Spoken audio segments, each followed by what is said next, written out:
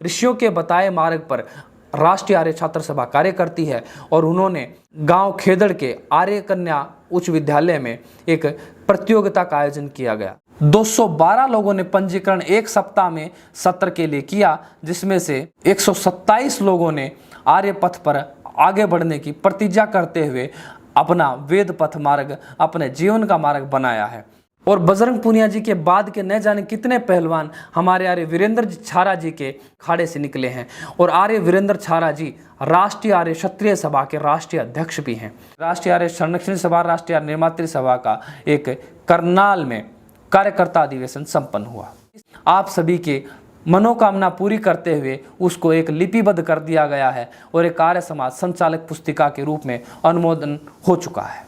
आर्य महासंघ ने अपने लेटर जारी करते हुए कहा है कि प्रत्येक आर्य समाज श्रावणी उपाक्रम को अवश्य मनाए। तो दिल्ली के इंदिरापुरी आर्य समाज में हम देख सकते हैं वेद प्रचार सप्ताह के अंतर्गत आचार्य इंदिरा जी जो इंदिरापुरी आर्य समाज की मंत्री हैं और उनके तत्वाधान में यह कार्य संपन्न हुआ है। उत्तर प्रदेश के हमारे आचार्य अश्वनी जी जो सबसे युवा आयु के आचार्य हैं और आचार्य अश्वनी जी के पिताजी का देहांत हो गया। और इसी प्रकार की एक घटना और हुई है जो पिछले सप्ताह भर में हुई। दिल्ली के सेक्टर 15 और 18 के जो आर्य समाज के प्रधान आर्य वजीर जी की माता भरपाई देवी जी, उनका 81 वर्ष की आयु में निधन हो गया। कि वजीर जी ने और आचार्य अश्वनी जी ने अपना पिता का संस्कार, अंतिम संस्कार उस रूप से किया, उस विधि से किया जिस विधि से कभी श्री राम का रहा होगा, कभी कृष्ण जी का रहा होगा।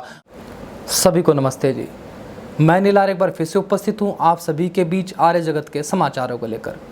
आर्य जगत के समाचारों की शुरुआत करें उससे पहले आप सभी को बहुत बहुत शुभकामनाएं।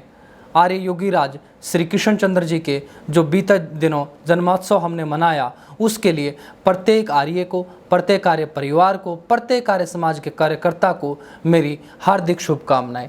और ईश्वर से प्रार्थना करता हूं कि हमारे घरों में, प्रत्येक आर्य के परिवार में, प्रत्येक आर्य घर में एक दो नहीं हर होने वाली संतान कृष्ण की भांति ही हो, कृष्ण के पथ पर चलने वाली हो, अर्थात मैं सीधे शब्द में कहूँ वह कृष्ण ही बने। और हमारे समाज में एक दो नहीं हजारों कृष्ण बने, हजारों राम बने, हजारों हनुमान के जैसे विचारों वाले बने, तब हम कह सकते हैं कि हाँ, हम कृण्वन्तो विश्वमार्यम की तरफ बढ़ रहे हैं। इन्हीं शुभकामनाओं के साथ आज हम अपना समाचार शुरू करते हैं। तो आप सभी को कृष्ण जन्मोत्सव की हार्दिक शुभकामनाएं। अब शुरुआत करते हैं समाचारों की।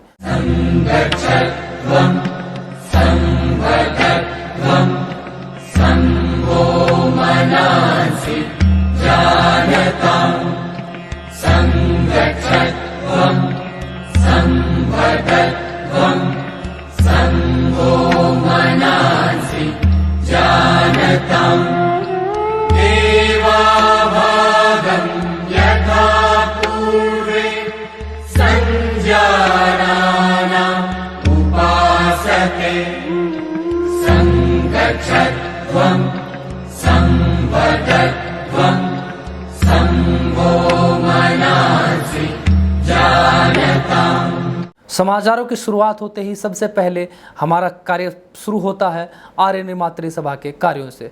आर्य निर्मात्री सभा के कार्यों में आप मुख्य रूप से जानते हैं जो सबसे ज़्यादा कार्य हमें समाज में देखने को मिलता है वह होता है आर्य प्रशिक्षण सत्रों का।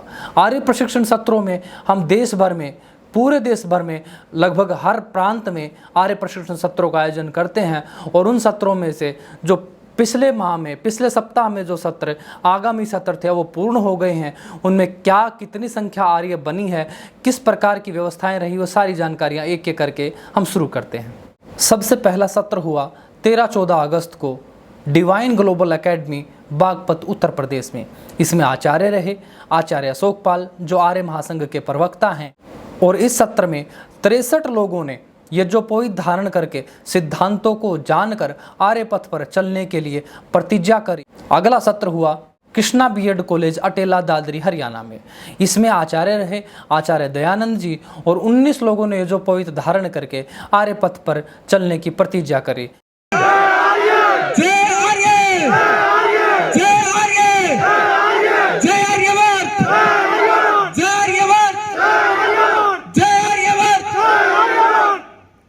तीसरा आर्य प्रशिक्षण सत्र हुआ आर्य समाज रोहद में, जो बहादुरगढ़ और रोहतक के बीच में जो सांपला टोल आता है, उस टोल के पास में आर्य समाज भवन है। उस भवन में सत्र संपन्न हुआ। उसमें आचार्य के रूप में रहे आचार्य हनुमत प्रसाद उपाध्याय जी, जिसमें 38 लोगों ने जपोई धारण करके वैदिक पथ पर, आर्य पथ पर आगे बढ़ने की प्रतिज्ञा करी।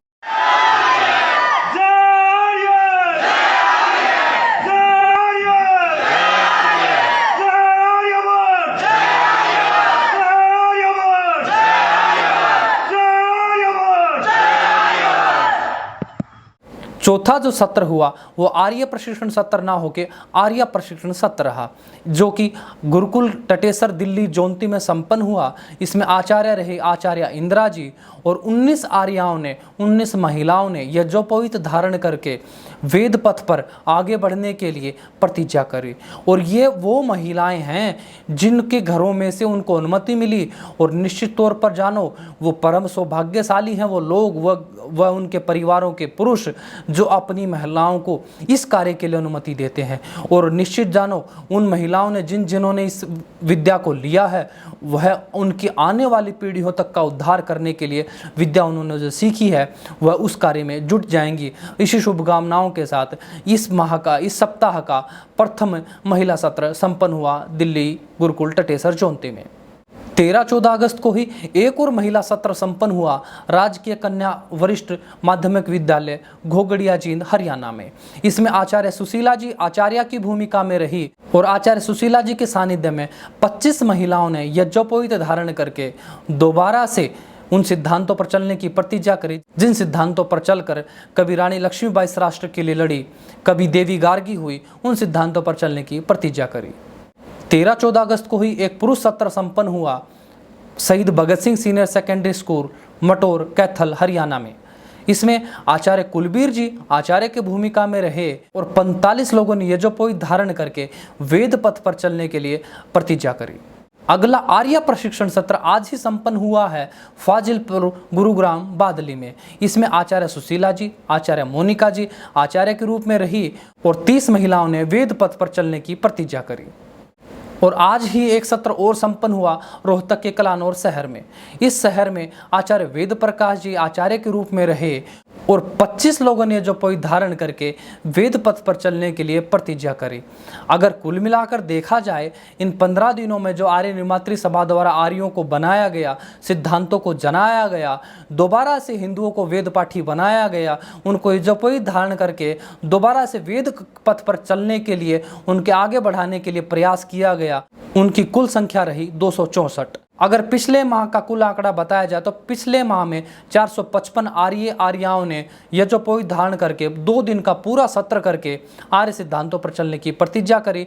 और इस माह में अभी एक सप्ताह और रहता है और अभी तक इसमें 264 लोगों ने वेद पथ पर चलने की प्रतिज्ञा करी है। अगले सप्ताह में और देखेंगे कि पूरे माह में आर्य निर्मात्री सभा कितने लघु गुरुकुलों को लगाकर, कितने आर्य प्रशिक्षण सत्रों को लगाकर आर्य निर्माण करती है, कितने लोगों को वेद पथ पर अग्रसर करती है।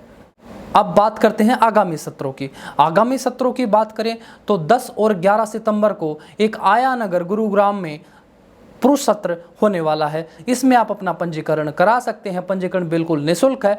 पूरा 2 दिन का सत्र ही निःशुल्क होता है। जो लोग अपने वेद विद्या पथ पर आगे बढ़ना चाहते हैं वो उस सत्र में पंजीकरण करके इस सत्र में आ सकते हैं। 10-11 सितंबर को ही एक सत्र फतेहाबाद में होने वाला है। इसमें भी आप अपना पंजीकरण करा सकते हैं। और 10-11 को ही एक पुरुष सत्र जींद नरवाना में भी होने वाला है। इसमें भी आप अपना पंजीकरण करा सकते हैं। पंजीकरण भी बिल्कुल निःशुल्क है। इसके अतिरिक्त 27-28 सितंबर को करनाल रोड कैथल हरियाणा में आर्य समाज में एक सत्र होने वाला है। इसमें आप अपना पंजीकरण करा सकते हैं। और इन सबसे अलग, सबसे विशेष एक महासत्र होने जा रहा है भारत में, उत्तर प्रदेश में, गाजियाबाद में, देव फार्म निवाड़ी में। यह महासत्र एक ऐसा सत्र होता है जिसमें हजारों लोगों को एक साथ विद्या बढ़ने के लिए, एक साथ विद्या जानने के लिए, एक साथ उन सिद्धांतों को जानने का अवसर मिलता है जिन सिद्धांतों को हमारे आचार्य 10-10 लोगों को उन सिद्धांतों को जना रहे हैं, तो उस दिन महासत्र में एक साथ हजारों लोगों को जानने का सौभाग्य मिलता है। और जब एक साथ हजारों लोग एक ही सिद्धांत को सीख रहे होते हैं तो हजारों बुद्धियों से, हजारों प्रकार के विचारों के व्यक्ति उन सिद्धांतों को काटने का प्रयास करते हैं, परंतु काटे कौन? सामर्थ्य किसमें है वेद के सिद्धांत को काटने का, वेद के नियम को काटने का? और जब इसी के साथ साथ जब सारे लोग उन सिद्धांतों से सहमत होते होते होते होते 2 दिन का सत्र पूर्ण करते हैं, तो जो जयघोष बनता है, जो माहौल बनता है, वह इतना भव्य होता है, वह उसकी देखते ही छटा बनती है।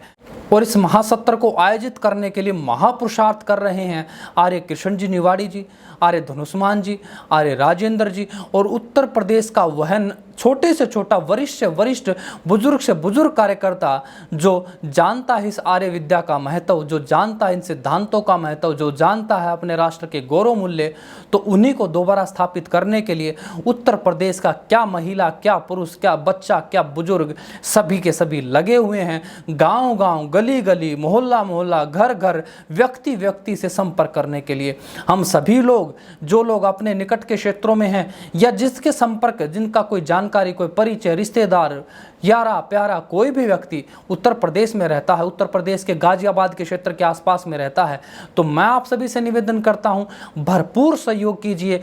मैं आप आशा करता हूं कि आप सहयोग के लिए आप वहां जाएं। हरियाणा भर से जो आर्य इन दिनों में किसी कार्य में व्यस्त नहीं है, वो जाएं, उत्तर प्रदेश के आर्यों का भरपूर सहयोग करें और अपने परिवार के रिश्तेदारों को साथ जाकर उनको सत्र में बिठाएं और 2 दिन उनके साथ बैठें, ताकि यह महासत्र वास्तव में महासत्र का रूप ले। और महासत्र के बारे में एक चीज और मैं आपको बताना चाहूँगा, कोरोना काल से पूर्व राष्ट्रीय आर्य निमात्री सभा देश भर में महासत्रों का आयोजन करती रही है, परंतु कोरोना काल एक ऐसा काल रहा, ये न मात्र कोरोना काल रहा, यह सबकी गति रोकने वाला काल हुआ। और इसी काल के परिणाम स्वरूप 2 वर्षों से लगभग 3 वर्षों से महासत्रों का आयोजन बंद हो गया था, परंतु सौभाग्य से, पुरुषार्थ से और सरकार की जैसे भी सहयोग हमें मिला, ये जैसे भी व्यवस्थाएं आज बनी, उन व्यवस्थाओं के मद्देनजर रखते हुए आज हम दोबारा से महासत्र का आयोजन कर रहे हैं। और मैं सभी प्रत्येक आर्य, प्रत्येक जनपदों के आर्यों से, सचिवों से, मंत्रियों से कहना चाहूँगा, अध्यक्षों से कहना चाहूँगा, आप सभी लोग इतना पुरुषार्थ करें कि यह जो महासत्र उत्तर प्रदेश के बागपत में हो रहा, गाजियाबाद में हो रहा है, ऐसे महासत्र आपके प्रत्येक जनपद में हों। अर्थात हरियाणा में 22 जनपद हैं, 22 जनपदों में कम से कम 22 महासत्रों का आयोजन हो और जिनमें हजारों की संख्या में आर्यों का निर्माण हो। तब हम कह सकेंगे, हाँ, अब मेरा गांव कोई ऐसा नहीं बचा, अब मेरी कोई गली ऐसी नहीं बची, मेरा कोई घर ऐसा नहीं बचा, कोई परिवार ऐसा नहीं बचा जिस घर में आर्यों की तूती न बोल रही हो। तो इन्हीं सभी शुभकामनाओं के साथ हम भरपूर सहयोग करें उत्तर प्रदेश के अपने आर्यों का, ताकि ये महासत्र वास्तव में महासत्र बनकर सफलतम रूप में हमारे सामने संपन्न हो। इसके लिए आप सभी को बहुत बहुत शुभकामनाएं। अब बढ़ते हैं राष्ट्रीय आर्य निमात्री सभा के उन कार्यों की ओर जो सत्रों के अतिरिक्त होते हैं। और सत्रों के अतिरिक्त कार्यों की बात करें तो एक विशेष कार्य राष्ट्रीय आर्य निमात्री सभा के कार्यकर्ताओं ने किया है, और वह कार्य यह है कि अभी तक हरियाणा में फतेहाबाद जो जनपद था, उस जनपद में आर्यों की कार्यकर्ता की टीम तो थी, परंतु विधिवत उसका कोई गठन नहीं था, विधिवत उसमें कोई कार्य रूप नहीं था, विधिवत उसमें एक व्यवस्था अच्छी सुचारू रूप से व्यवस्था अभी तक नहीं बन पाई थी।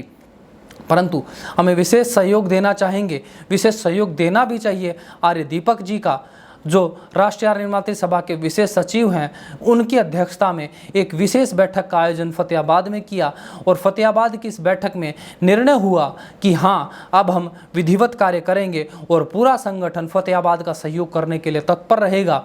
और इस बैठक में निर्णय हुआ कि हम अगले माह में, सितंबर माह में 10 और 11 तारीख को एक पुरुष सत्र लगाएंगे और इसके पुरुष सत्र के तुरंत बाद एक महिला सत्र भी हम लगाने जा रहे हैं। तो फतेहाबाद जनपद के प्रत्येक आर्य कार्यकर्ता को आर्य जगत की तरफ से बहुत बहुत शुभकामनाएं, और आशा करते हैं आप सभी लोग बहुत विधिपूर्वक संगठन युक्त होकर कार्य करेंगे और फतेहाबाद जनपद को भी अन्य जनपदों की भांति, कैथल की भांति, जींद की भांति, रोहतक की भांति, भिवानी की भांति, दादरी की भांति एक बार ऐसा दोबारा से खड़ा कर देंगे और आपका सहयोगी जनपद हिसार और सिरसा के भांति ऐसा खड़ा करेंगे ताकि फतेहाबाद में कोई ये ना कह सके कि आर्य तो फतेहाबाद में है ही नहीं। और इसके लिए जो बैठक संपन्न हुई, फतेहाबाद के भट्टू मंडी के सरोपुर गांव में ये बैठक संपन्न हुई और इस बैठक में विशेष सहयोग हमें मिला आर्य अनिल जी का, जो राष्ट्रीय आर्य मातृ सभा हिसार जनपद के अध्यक्ष हैं, और विशेष सहयोग मिला हमें आर्य दारा जी का, जो राष्ट्रीय आर्य मातृ सभा सिरसा के अध्यक्ष हैं। इसके अतिरिक्त आर्य यशवीर जी और अन्य जितने भी आर्य हमारे परिवार के लोग वहाँ रहे, उन सभी को बहुत बहुत शुभकामनाएं, और आशा करते हैं आप सभी लोग फतेहाबाद जनपद को आर्य निर्माण के क्षेत्र में बुलंदियों पर लेके जाएंगे। इसे भी शुभकामनाओं के साथ मैं आप सभी के उज्जवल भविष्य की कामना करता हूँ। अब बढ़ते हैं आर्य संरक्षणी सभा के समाचारों की ओर। और आर्य संरक्षणी सभा के समाचारों की बात करें तो इस बार तो मैं विधिवत समाचारों को सुना भी नहीं पाऊंगा। आप कहेंगे कैसी बात कर रहे हैं जी, आप समाचारों को ठीक से सुना नहीं पाएंगे, क्या हुआ जी, क्या कारण है? इसका कारण मैं आपको बताता हूँ। क्योंकि आर्य संरक्षण सभा अब इतना व्यापक संगठन बन गया है कि उसकी प्रत्येक जानकारी, और विशेष अवसरों पर तो प्रत्येक जानकारी इतना फेसबुक, व्हाट्सएप, इंस्टाग्राम सब कुछ भर जाता है अपने आर्य कार्यकर्ताओं के गतिविधियों से कि उनकी विधिवत सारी जानकारियाँ एकत्र हो भी नहीं पाती हैं। और इसी का उदाहरण हमें देखने को मिला बीते सप्ताह में, जो हमने मनाया श्रावणी उपाक्रम। गुलामी के संस्कारों को नहीं ढोते हैं। आर्य थोड़े हों, ज़्यादा हों, मुट्ठी भर हो या एक हो, जो सिद्धांत युक्त आर्य होता है वह भले ही अकेला चलेगा परंतु सिद्धांतों से समझौता नहीं करेगा। न सिद्धांतों से समझौता करने का परिणाम ये होता है कि आर्य रक्षाबंधन नहीं, आर्य मनाते हैं श्रावणी पर्व। और बीते सप्ताह में जो श्रावणी पर्व मना, उस श्रावणी पर्व की मैं कहाँ कहाँ की जानकारियाँ आपको दूँ। मुझे नहीं लगता कि मैं सभी समाचारों, सभी समाजों की, जो आर्य महासंघ के तत्वाधान में लगभग 200 आर्य समाज कार्य कर रहे हैं, विधिवत कार्य कर रहे हैं, उन सभी की सूचना आपको देने लग जाऊंगा तो मुझे जहां तक लग रहा है ये समाचार 2 घंटे मुझे देने पड़ेंगे। परंतु मैं कुछ मुख्य समाचार, मुख्य गतिविधियां जो वहां पे हुई हैं, जो देश भर में हुई हैं, उनकी जानकारी आपको देना चाहूँगा। सबसे पहले हमें जो श्रावणी उपक्रम का जो कार्यक्रम देखने को मिलता है वह नांगलोई आर्य समाज में। नांगलोई आर्य समाज में आर्य यशपाल जी के तत्वाधान में सैकड़ों लोगों ने यज्ञोपवीत परिवर्तन करके स्वाध्याय करने की प्रतिज्ञा करी और आचार्य राजेश जी का उद्बोधन उनमें दोबारा से स्वाध्याय के लिए जोश भरने वाला, ऊर्जा भरने वाला उद्बोधन रहा। और इसमें आर्य समाज के सचिव, आर्य समाज के मंत्री, आर्य समाज के अध्यक्ष व प्रत्येक कार्यकर्ता, प्रत्येक व्यवस्थापक का हृदय की गहराई से बहुत बहुत शुभकामनाएं, ताकि आपने आर्यों को ऐसे विपरीत माहौल में एकत्र करके उनको दोबारा स्वाध्याय के लिए प्रेरित किया। ऐसा ही कार्य जैसा नांगलोई में हुआ, ऐसा ही कार्य हुआ कैथल के कलायत जनपद में, और ऐसा ही कार्य हुआ भिवानी में, ऐसा ही कार्य हुआ जींद में, ऐसा ही कार्य हुआ कैथल में, और ऐसा ही कार्य हुआ घिटोरनी में।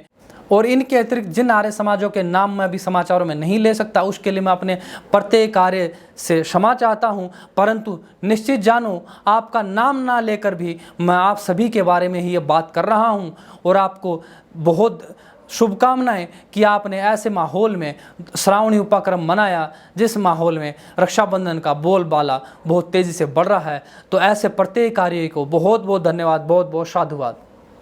और इसी सप्ताह में एक और विशेष दिन हमारे मध्य में आया, और एक ऐसा दिन जिस दिन के इंतजार में हमने हजारों वर्ष बिता दिए, परंतु वो दिन विधिवत अभी तक हम नहीं देख पाए। वह दिन कौन सा? वह दिन आज़ादी का दिन। और जिस आज़ादी को, जिस तथाकथित आज़ादी को पाने के लिए लगभग हमारे 7 लाख क्रांतिकारियों ने अपना बलिदान दे दिया, अपना सर्वस्व न्यौछावर कर दिया, सर्वोच्च बलिदान दे दिया, उसके बाद हमें यह आज़ादी मिली। और यह अधूरी आज़ादी, इस आज़ादी के रूप में, इस आज़ादी को भी विधिवत अपने लोगों में जो अधूरी आज़ादी, इसको पूर्ण आज़ादी कैसे मनाया जाए, क्योंकि पूर्ण आज़ादी के लिए क्या चाहिए हमें? स्वराज्य। स्वराज्य का मूल क्या? स्वराज्य का मूल होगा अपना राज्य, अपनी व्यवस्थाएं, अपना तंत्र, अपना नियम, अपना कानून, अपना सारी व्यवस्थाएं अपने हाथ में हो। अब अपने किसके हाथ में हो? इस देश में तो दैत्य भी रहते हैं, दानव भी रहते हैं, राक्षस भी रहते हैं, पिशाच भी रहते हैं और देव भी रहते हैं। तो किसके हाथ में? निश्चित तौर पर जानो आर्यों के हाथ में, क्योंकि वेद भी कहता है यह भूमि मैंने आर्यों के लिए दी, अर्थात ये पूरा संसार, पूरा विश्व आर्यों के लिए है। तो अब इसमें व्यवस्थाएं किसकी होनी चाहिए? दैत्यों की, राक्षसों की, दानवों की नहीं, आर्यों की होनी चाहिए। ऐसे माहौल में आर्यों की जहां संख्या मुट्ठी भर से भी कम है, उस माहौल में आर्यों ने दोबारा से इस आज़ादी के अवसर पर हुंकार भरते हुए हमारे पूरे हर्षोल्लास के साथ, तिरंगे के साथ, ओम ध्वज के साथ पूरे गांव में, पूरे गली मोहल्ले में पूरे जयघोष लगाते हुए उन्होंने पूरी यात्राएं निकाली हैं। और उन यात्राओं में सबसे बड़ी जो भूमिका में रूप में जिन्हें हमें देखने को मिला, वह पाक समा आर्य समाज के द्वारा एक विशेष भव्य यात्रा का आयोजन किया गया, जिसमें गांव के प्रत्येक आर्य ने, प्रत्येक बुजुर्ग ने, जो आर्य नहीं थे उन्होंने भी, महिलाओं ने, बालकों ने, स्कूल के बालिकाओं ने बढ़ चढ़कर भाग लिया और सही अर्थों में स्वतंत्रता के लिए जयघोष भी लगाया। और जैसी यात्रा पाक समा में हुई, बिल्कुल ऐसा ही कार्यक्रम किठाना आर्य समाज में भी हुआ। किठाना आर्य समाज के युवाओं ने पूरे गांव को एकत्र करके शुद्ध रूप में आज़ादी क्या होती है उसका पाठ पढ़ाया, और आज़ादी के साथ साथ यह भी बताया कि अभी तक जो हमें आज़ादी मिली है इसमें तो यह अधूरी आज़ादी है, हमें वास्तव में मिलकर अपनी पूरी आज़ादी के लिए कार्य करना होगा, क्योंकि ऋषि दयानंद का सपना अभी अधूरा है। ऋषि दयानंद ने स्वराज्य शब्द जो दिया, उस स्वराज्य के शब्द की अभी परिभाषा भी अभी हम पूरी नहीं कर पाए हैं, परंतु निश्चित जानो उन 7,32,000 क्रांतिकारियों का बलिदान हम व्यर्थ नहीं जाने देंगे। हम प्रत्येक अपने भाई को, प्रत्येक हिंदू को दोबारा आर्य बनाएंगे, उसको विद्या देंगे और उसको खड़ा कर देंगे उस लड़ाई में, जो लड़ाई होगी पूर्ण स्वराज्य के लिए, पूर्ण व्यवस्था परिवर्तन के लिए। तो उस व्यवस्था परिवर्तन के लिए आर्य समाज के प्रत्येक कार्यकर्ता की बहुत बहुत शुभकामनाएं। और इसी श्रेणी में अगर हम देखें तो दिल्ली के गुरुकुल टटेश्वर जोंती के ब्रह्मचारियों द्वारा एक विधिवत पूरे गांव टटेश्वर जोंती में एक भव्य यात्रा का आयोजन किया गया। इसमें गुरुकुल के ब्रह्मचारियों के आचार्य उपाध्याय जी और वहाँ के गुरुकुल के जो प्रबंधक हमारे आर्य हैं, उनमें बहुत बड़ा सहयोग किया, पूरी व्यवस्थाएं बनाई। और ब्रह्मचारियों ने दोबारा जब समाज में निकल कर देखा, ओह मेरा समाज तो इस प्रकार बिखर रहा है, मेरे समाज को तो आज शुद्ध रूप में स्वराज्य का पता ही नहीं है, तो उस माहौल में गुरुकुल के ब्रह्मचारियों ने जोश से, दृढ़ता से जयघोष लगाते हुए और अपनी बात रखते हुए स्पष्ट कर दिया कि वो दूर नहीं, जिस प्रकार चंद्रगुप्त ने सिकंदर के सामने लोहा लिया और न मात्र आचार्य चाणक्य की शिक्षा में उससे हराया, अपितु अपना चक्रवर्ती साम्राज्य भी बनाया, ठीक उसी नीति के ऊपर आचार्य उपाध्याय जी, जो गुरुकुल टटेश्वर जोंती के मुख्य व्यक्ति हैं, हमारे मुख्य आचार्य हैं, उन आचार्यों के तत्वाधान में इस भव्य यात्रा का आयोजन किया। और उनके तत्वाधान में आज जो ब्रह्मचारी बढ़ रहे हैं, उन ब्रह्मचारियों में उस ऊर्जा का भाव हम देख सकते हैं, उनके जयघोष में देख सकते हैं कि निश्चित तौर पर जानो कि यही ब्रह्मचारी आगे चलकर भगत सिंह की तरह, राजगुरु की तरह, सुखदेव की तरह, चंद्रशेखर आज़ाद की तरह दोबारा से दम भरेंगे और न मात्र अपने समाज को दोबारा से उस पूर्ण स्वराज्य के लिए ऋषि दयानंद के सपने को पूरा करेंगे।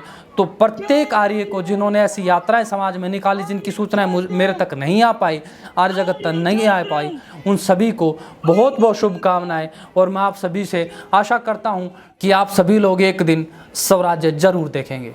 और इसी सप्ताह भर में एक और विशेष दिन हमने बड़े हर्ष और उल्लास के साथ मनाया। वह दिन नहीं कहना चाहिए, वह तो हमारे पर्वों के समान है, महापर्व जैसा प्रतीत होता है जब आर्य उस दिन को बहुत बड़े हर्ष और उल्लास के साथ मनाते हैं। और वह दिन कौन सा? योगीराज श्री कृष्ण का जन्म दिवस, जिसको आज जन्माष्टमी भी कहते हैं। बड़ा अजीब लगता है ये देखकर जब हमारे परिवारों के लोग, हमारे घरों के लोग, माताएं, बहनें अपने छोटे छोटे बालकों को, दूध मुहे बच्चों को श्री कृष्ण की तरह कपड़े पहनाती हैं, सिर पे मुकुट पहनाती हैं, चंदा लगाती हैं और स्कूलों में फैंसी ड्रेस कंपटीशन होते हैं, उसमें अधिकतम बच्चे श्री कृष्ण ही बनते हैं। अब मैं यहाँ पर बालकों के माताओं से, पिताओं से, परिवारों से, उनके अध्यापकों से ये कहना चाहूँगा, क्या हम क्या चाहते हैं? क्या अपने बालकों को श्री कृष्ण के जैसा रूप में देखना चाहते हैं या गुणों में देखना चाहते हैं?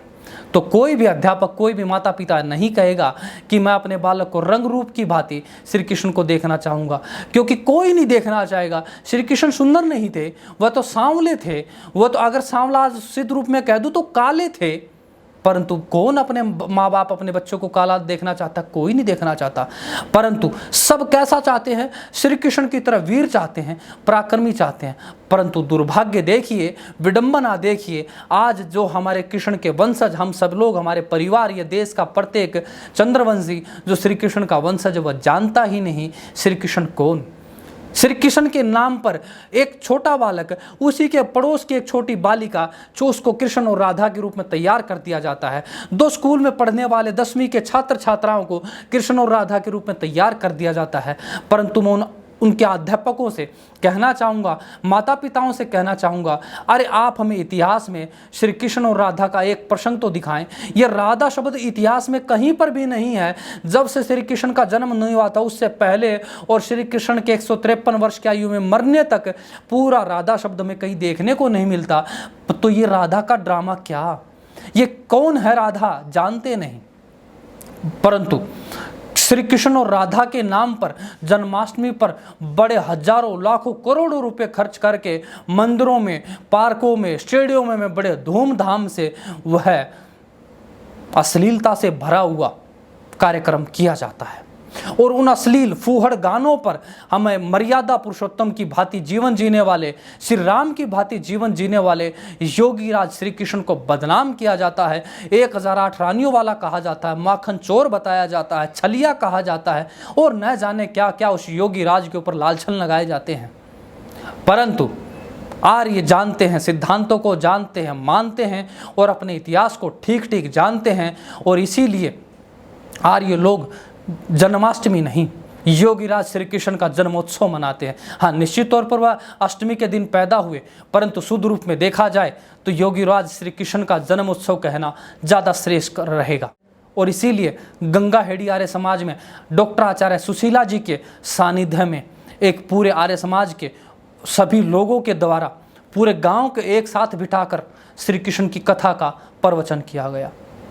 प्रोमिला जी द्वारा और कमला जी द्वारा बड़े सुंदर सुंदर श्री कृष्ण जी के जीवन के बारे में, श्री कृष्ण के संघर्षों के बारे में, आर्यों के बारे में, श्री कृष्ण जैसे कैसे बने उनके बारे में सुंदर सुंदर भजन सुनाए गए। और अंत में आचार्य सुशीला जी ने निर्देश दिया कि हम सभी श्री कृष्ण के संतानें हैं, श्री कृष्ण के वंशज हैं, तो हमें श्री कृष्ण के ऊपर जो लालछन लगाए जाते हैं उनको दूर करना होगा। श्री कृष्ण को हमें छलिया नहीं, श्री कृष्ण को हमें माखन चोर नहीं, रणछोड़ नहीं, और हमें इन संज्ञाओं से दूर करना होगा। क्योंकि श्री कृष्ण की तो एक ही पत्नी थी, माता रुक्मणी, और विवाह के बाद भी 12 वर्ष तक ब्रह्मचर्य का पालन करके एक पुत्र पैदा किया योगीराज श्री कृष्ण ने, जिनका नाम था प्रद्युम्न। तो ऐसे योगीराज को बदनामी से मुक्त करने का बीड़ा किसका है? कर्तव्य किसका है? आर्यों का है। तो आचार्य सुशीला जी ने बड़े ही दृढ़तापूर्वक अपने लोगों को समझाया और वह पाठ पढ़ाया कि हम सभी कृष्ण के वंशज हैं और हमें अपने पूर्वजों का ऐसा अपमान नहीं करना चाहिए। और ठीक ऐसा ही कार्यक्रम, ऐसा ही पाठ, ऐसी शिक्षा दी गई आचार्य शास्त्री कृष्ण निवाड़ी जी के द्वारा। ये कहाँ पे हुआ? गदाईपुर गांव गुरुग्राम में हुआ। इस कार्यक्रम में भी हजारों लोगों ने भाग लेकर, सैकड़ों लोगों ने भाग लेकर श्री कृष्ण के चरित्र को जाना, श्री कृष्ण के जीवन को जाना, उनके संघर्षों को जाना, और उनको संघर्षों को जान करके अपने आने वाली पीढ़ियों में दोबारा कृष्ण के भाव पैदा हों, इसके लिए उन्होंने अपने बालकों को, माताओं को, बहनों को, युवाओं को, बुजुर्गों को, सभी को आर्य प्रशिक्षण सत्र में निमंत्रण देने का कार्य आर्य कृष्ण निवाड़ी जी द्वारा किया गया। ऐसे शास्त्री कृष्ण निवाड़ी जी को बहुत बहुत शुभकामनाएं, और बहुत बहुत शुभकामनाएं उनको भी जो लोग आर्य कृष्ण निवाड़ी जी के सहयोग में घिटोरनी आर्य समाज के और जितने भी क्षेत्र के आर्य व्यक्ति रहे हमारे, उन सभी को बहुत बहुत शुभकामनाएं कि आप ऐसे कार्यक्रमों को आयोजन करते हैं जिससे आर्य जगत, आर्य संसार बड़ी छाती ठोकर कहता है कि हाँ, आर्यों की बढ़त में ही संसार की बढ़त है। और इतना ही नहीं, जब आर्य कृष्ण निवाड़ी जी जब उस क्षेत्र में गए तो आर्य कृष्ण निवाड़ी जी भूले नहीं अपने उस महान कार्यकर्ता को, जिनकी वजह से आज घिटोरनी आर्य समाज खड़ा हुआ, घिटोरनी क्षेत्र खड़ा हुआ, और उस व्यक्ति का नाम आर्य बलेश्वर पंवार जी। आर्य बलेश्वर पंवार जी का बीते कुछ वर्ष पहले एक ब्रेन ट्यूमर होने की वजह से उनका आज लकवे की स्थिति है, बोल नहीं पाते हैं। परंतु उस अवस्था में भी आर्य बलेश्वर पंवार जी युवाओं को इशारे से मोटिवेट करते हैं उनका जज्बा आज भी इतना है कि मैं दोबारा चलूं समाज में और दोबारा अपने युवाओं के आगे बढ़कर मैं कहूं कि आओ युवाओं मेरे साथ बढ़ो, मैं तुम्हारे साथ हूं, तुम्हारा बड़ा भाई तुम्हारे साथ है। और आर्य बलेश्वर पंवार जी का स्वास्थ्य का ध्यान लेना, उनके सुध लेना आर्य कृष्ण निवाड़ी जी भूले नहीं।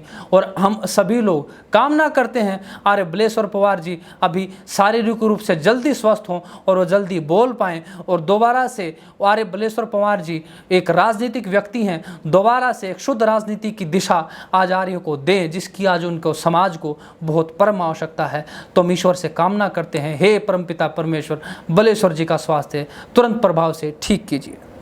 अब बढ़ते हैं आर्या गुरुकुल महाविद्यालय के समाचारों की ओर। आर्या गुरुकुल महाविद्यालय में एक विशेष गतिविधि हुई है और विशेष गतिविधि एक ऐसी गतिविधि जो आर्यों के बनने में बहुत महत्वपूर्ण योगदान देती है और वह गतिविधि है, अगर उसको आज के आधुनिक शब्दों में कहूँ तो रिफ्रेशर ट्रेनिंग हुई है। रिफ्रेशर ट्रेनिंग यह कोई नया कार्यक्रम है क्या जो संगठन द्वारा चलाया जाता है? हाँ, बिल्कुल कहना चाहिए, जो समय समय पर चलता रहता है, परंतु आर्य समाचारों के आने से आप सभी को इसकी जानकारी मिल रही है। यह रिफ्रेशर ट्रेनिंग आचार्यों की हुई है और आचार्यों की ही होती है। इस रिफ्रेशर ट्रेनिंग में आचार्य उन सिद्धांतों पर मंथन करते हैं जो किसी कारणवश उनकी शैली में किसी कारणवश जो जानकारियाँ बढ़ जाती हैं, गतिविधियाँ घट जाती हैं, जो चीज़ें पाठ्यक्रम से हटाई जाती हैं, जोड़ी जाती हैं, उनके ऊपर सभी आचार्य मिलकर 2 से 3 दिन तक मंथन करते हैं और अपने पाठ्यक्रम को पुनः व्यवस्थित करते हैं। और यह रिफ्रेशर ट्रेनिंग 2 से 3 वर्ष में समय समय पर सभी आचार्यों की होती है और सभी आचार्यों को करना अनिवार्य भी होती है। और ऐसी व्यवस्था अगर कहीं हो तो निश्चित तौर पर जानो वह समाज, वह संगठन सिद्धांत युक्त बना रहता है, क्योंकि आर्य समाज में विद्वान हमें सदियों से देखते आए हैं, परंतु वह विद्वान विधिवत अपना आकलन समय समय पर नहीं करते। परिणाम स्वरूप क्या होता है, उनमें धीरे धीरे धीरे धीरे सिद्धांतों में जानते हुए भी मानते हुए उनमें त्रुटि पैदा हो जाती है। इसी का कारण यह है, चाहे आत्मा साकार निराकार का विषय ले लो, चाहे जल प्रशेषण का विषय ले लो और अन्य न जाने कितने विषय हैं जो आर्य विद्वानों में एक बड़ा आपसी मतभेद का कारण है। इसका कारण केवल और केवल मात्र मैं समझता हूँ, उसका कारण यह है कि दोबारा से चिंतन न करना, विद्वानों के साथ बैठकर विधिवत चिंतन न करना। मैं आर्य समाज के प्रत्येक विद्वान से कहता हूँ, आओ हम सभी मिलकर अपनी जल प्रशेषण की विधि एक करें, संध्या की विधि एक करें, यज्ञ की विधि एक करें, सत्र की विधि एक करें, आर्य विद्या की विधियाँ एक करें, आत्मा साकार निराकार का समाधान करें और प्रत्येक उस चीज का समाधान करें जो आज आर्यों में विवाद का, आपसी मतभेद का कारण है। तो मैं आर्य समाज के विद्वानों से कहना चाहूँगा, आओ आर्य महासंघ के तत्वाधान में, आओ आर्य महासंघ के साथ सभी समस्याओं का समाधान करें। और एक आर्य गुरुकुल महाविद्यालय की तरह ही एक और हमारा गुरुकुल चलता है जो सांगोपांग वेद विद्या गुरुकुल टटेसर जोंती के नाम से आज देश भर में प्रचलित है। और यह केवल उत्तर भारत में इकलौता ऐसा गुरुकुल है जो सस्वर वेद पाठ अपने ब्रह्मचारियों को सिखाता है। और ऐसे गुरुकुल में योगी राज श्री कृष्ण के जन्मोत्सव पर एक बड़ी गतिविधि हुई है और वह गतिविधि हुई है, आज जो गुरुकुल टटेसर जोंती का जो भवन आप देखते हैं उसका जो छात्रावास है, आज केवल 50 छात्रों को रहने की वहाँ व्यवस्थाएं हैं। परंतु आर्यों के सहयोग से, क्षेत्रीय आर्यों के सहयोग से, दूर के आर्यों के सहयोग से और विद्वानों के सहयोग से अब ये दशा बदलने वाली है। और दशा इसलिए बदलने वाली है क्योंकि गुरुकुल टटेसर जोंती में 50 छात्रावास जो आज मौजूद है, उसके साथ ही एक ऐसा ही भवन जिसमें लगभग 50 से 60 ब्रह्मचारी और रह पाएंगे, इसलिए एक छात्रावास का नींव का शिलान्यास कर दिया गया है। और बहुत जल्दी आप देखेंगे यह छात्रावास बनकर तैयार हो जाएगा। और आज जिस गुरुकुल में केवल और केवल 50-60 ब्रह्मचारी पढ़ते हैं, वहाँ 1 वर्ष में, 2 वर्ष के भीतर, 3 वर्ष के भीतर में आप देखेंगे सैकड़ों ब्रह्मचारी एक साथ विद्या बढ़ाएंगे, एक साथ बढ़ेंगे। तब आप समाज में देखेंगे आचार्यों की संख्या बहुत तेजी से बढ़ेगी, आर्यों की संख्या बहुत तेजी से बढ़ेगी, हमारे पुरोहितों की संख्या बहुत तेजी से बढ़ेगी। इस कार्यक्रम में सैकड़ों आर्याओं ने बढ़ चढ़कर भाग लिया और न मात्र भाग लिया, उनमें बड़े बड़े खुले मन से, खुले विचारों से, खुला हाथ करके दान देने की भी घोषणाएं करी। किसी ने 1 लाख रुपए, किसी ने 2 लाख रुपए, किसी ने 50,000 रुपए, किसी ने 2,000 रुपए, किसी ने 100 रुपए, जैसा जिसका सामर्थ्य था प्रत्येक आर्या ने बढ़ चढ़कर खुले मन से दान दिया और यह प्रतिज्ञा करी कि यह भवन मेरा भवन है, यह गुरुकुल मेरा गुरुकुल है, यह व्यवस्थाएं मेरी व्यवस्थाएं हैं, यह ब्रह्मचारी मेरे संतानें हैं, तो मैं इनके लिए उत्तम व्यवस्था करूंगा। इसलिए सभी आर्यों ने वहां बढ़ चढ़कर भाग लिया और इस कार्यक्रम में हमारे एक विशेष अतिथि रहे आर्य ऋषिपाल जी, जो डायरेक्टर हैं दिल्ली पुलिस अकादमी के। मुझे बड़ा अच्छा लगा यहाँ पे आके। मैंने यहाँ पे एक 2 दिन का सत्र भी अटेंड किया है। इस आर्य परंपरा को इतने बढ़िया तरीके से आगे बढ़ाने का कार्य ये गुरुकुल कर रहा है, ये जान के बहुत हर्ष होता है। और जैसे ही वक्ताओं ने कहा कि दान जरूर देना चाहिए, बिल्कुल सही बात है। मैं अपने पिताजी की याद में चौधरी ज्योतिराम जी, गांव हमारा सुल्तानपुर माजरा है, नांगलोई के पास, उनकी याद में 1 लाख रुपए इस गुरुकुल के लिए दान देता हूँ। आचार्य जी, एक दिन में कल आपके पास ये पैसे पहुँच जाएंगे। ये सोचो, उस पद पर जाकर जो क्षत्रियों को तैयार करती है, सेना को अर्थात पुलिस को तैयार करती है, उस दिल्ली पुलिस अकादमी के आज वो डायरेक्टर हैं और उन्होंने उस कार्यक्रम में शुरुआत में प्रथम रूप में आकर अंतिम रूप तक रुके और अंत में उद्बोधन दिया। और उद्बोधन न मात्र, उन्होंने अपना दान भी दिया और भरपूर सहयोग करने के लिए आश्वासन दिया। और ऐसे ही बड़े लोगों के सहयोग से, ऐसे ही आर्यों के सहयोग से, ऐसे विचार वाले व्यक्तियों के सहयोग से समाज बढ़ता है, गुरुकुल बढ़ते हैं। और इसके साथ हमारे जो इसके अध्यक्ष के रूप में रहे, जो मुख्य वक्ता के रूप में रहे आचार्य प्रदीप जी का उद्बोधन सभी युवाओं में, मातृशक्ति में जोश भरने वाला था। आचार्य प्रदीप जी पाणिनीय गुरुकुल महाविद्यालय रेवली के प्राचार्य हैं, मुख्य आचार्य हैं। यह आचार्य प्रदीप जी सामान्य नहीं, यह आचार्य प्रदीप जी हम सबके प्रेरणा स्रोत आचार्य परमदेव जी के सहपाठी भी रहे हैं। उन्होंने अपने जीवन का अनुभव सुनाते हुए वह मार्ग हमें बताया कि किस प्रकार हम देश भर के कोने कोने में, न मात्र दिल्ली गुरुकुल टटेसर जोंती, हरियाणा, भिवानी, दिल्ली, क्या प्रत्येक गाँव में हम गुरुकुलों की स्थापना कैसे करें, वह भी आचार्य प्रदीप जी ने हमें बताया। आचार्य प्रदीप जी का, आर्य ऋषिपाल जी का बहुत बहुत धन्यवाद, जो उन्होंने आर्यों को आगे बढ़ाने के लिए अपना जीवन लगाया है। ऐसे आचार्यों को आर्य जगत की तरफ से बहुत बहुत शुभकामनाएं। हम ईश्वर से प्रार्थना करते हैं, हे परमपिता परमेश्वर उनको दीर्घायु प्रदान करे, ताकि हमें उनका सानिध्य ऐसा ही मिलता रहे। और इसी गुरुकुल टटेसर से जुड़ी हुई एक जानकारी और मैं आपको देना चाहूँगा। आपको जानकर बड़ा हर्ष होगा कि गुरुकुल टटेसर में जो 50 ब्रह्मचारी, 10 के आसपास आचार्य वर्ग और अन्य व्यवस्थाएं, गाय और भी व्यवस्थाएं जो रहती हैं, उनके लिए भोजन, अनाज का प्रबंध जानते हैं कौन करता है? गुरुकुल कहीं से बाहर से कोई अनाज नहीं खरीदता, उसको सहयोग करता है पूरा आर्य जगत। जानना चाहेंगे तो मैं आपको बताता हूं। पिछले सप्ताह भर में ही आर्य समाज जसोर खेड़ी, आर्य समाज आसोदा, आर्य समाज लोहारडी, आर्य समाज कुशाली, आर्य समाज खरहर और भी अन्य गांवों के आर्य समाजों ने, आर्यों ने मिलकर, ग्रामवासियों ने मिलकर गुरुकुल में प्रत्येक वर्ष की भांति इस वर्ष भी सैकड़ों टन अनाज निःशुल्क गुरुकुल के ब्रह्मचारियों के भोजन की व्यवस्था के लिए दोबारा से भिजवा दिया। और ऐसे आर्यों के दम पर ही आज ये समाज टिका हुआ है। ऐसे विद्वानों के, ऐसे दानवीरों के दम पर ही ये समाज टिका हुआ है, ये गुरुकुल टिके हुए हैं। क्योंकि प्राचीन काल से ही गुरुकुलों की कोई परंपरा नहीं रही कि वह राजा से कोई दान ले, राजा से कोई सहयोग ले। हाँ, सुरक्षा का, अन्य प्रकार के सहयोग लिए जाते रहे, परंतु भोजन का, गायों का, दूध का, व्यवस्थाओं का हमेशा सहयोग वैदिक काल से ही, प्राचीन काल से ही हमारी संस्कृति में वहाँ उनके ग्रामवासी, क्षेत्रवासी लोग करते आए और इसी परंपरा का आज भी निर्वहन कर रहे हैं। दिल्ली गुरुकुल टटेसर जोंती से जुड़े हुए प्रत्येक ग्राम के, चाहे वासोदा हो, जसोर खेड़ी हो, वहाँ के प्रत्येक आर्यगण। और ऐसे ही हमारे आर्यगण, कई आर्यगण हैं जिन्होंने गौशाला का खर्च वहन करने के लिए जिम्मेवारी उठा रखी है। उन सभी प्रत्येक आर्यों को, प्रत्येक हमारे व्यक्ति को, प्रत्येक परिवार को, प्रत्येक आर्य समाज को बहुत बहुत शुभकामनाएं। अब बढ़ते हैं एक अंतिम समाचार की ओर। अंतिम समाचार के रूप में विशेष गतिविधि हमें देखने को मिली है। वह गतिविधि हुई है हरियाणा के भिवानी जनपद के सिंघानी ग्राम में राजकीय वरिष्ठ माध्यमिक विद्यालय है। उस वरिष्ठ माध्यमिक विद्यालय में जो मुख्य विषय हैं जैसे गणित है, विज्ञान है, सामाजिक है, संस्कृत है, उन विषयों के अध्यापक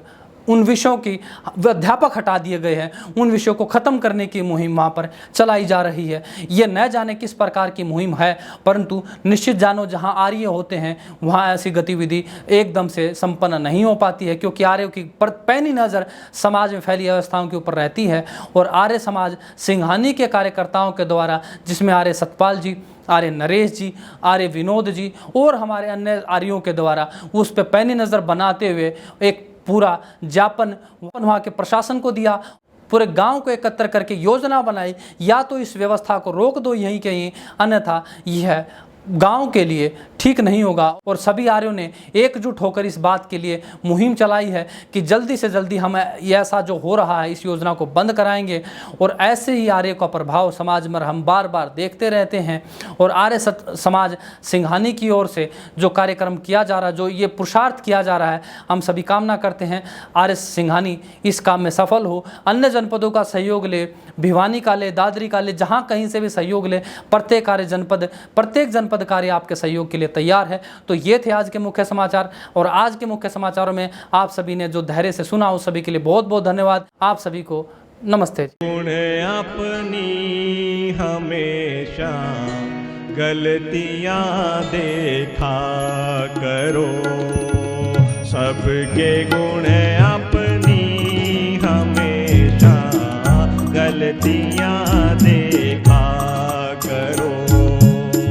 जिंदगी की हो बहू तुम, जिंदगी की हो बहू तुम, झलकियां देखा करो, सबके गुण अपनी हमेशा गलतियां देखा करो, सबके गुण अपनी हमेशा गलतियां देखा करो।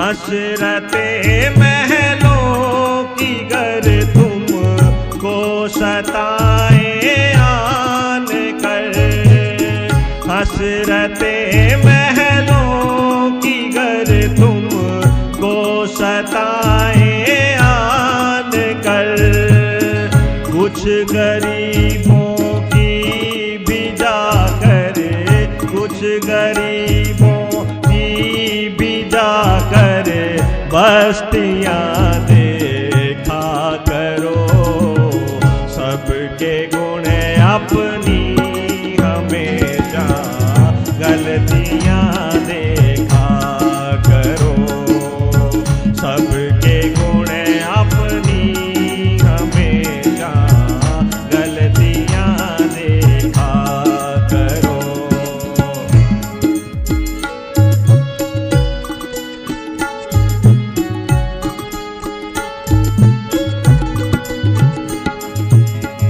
ये जवानी की अकड़ सब खाक में मिल जाएगी, ये जवानी की अकड़ सब खाक में मिल जाएगी, जल चुके जो शव हैं उनकी, जल चुके जो शव हैं अस्थियां देखा करो,